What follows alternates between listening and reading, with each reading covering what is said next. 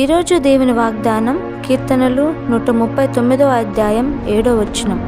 నీ ఆత్మ యొద్ద నుండి నేనెక్కడికి పోవుదును, నీ సన్నిధి నుండి నేనెక్కడికి పారిపోవుదును. ఈ వాక్య భాగం దేవుడు ఎల్లప్పుడూ మనతో ఉంటారు మరియు ఇది మనకి ఓదార్పునిచ్చే సత్యం అని తెలియజేస్తుంది. కొన్ని సందర్భాలలో నేను ఒంటరివాడను లేదా నేను ఒక్కడినే ఈ సమస్యలన్నిటితో పోరాడాలా అని అనిపించినప్పుడు ఈ వాక్య భాగం మనము ఒంటరి వాళ్ళము కాదు అని గుర్తు చేస్తుంది.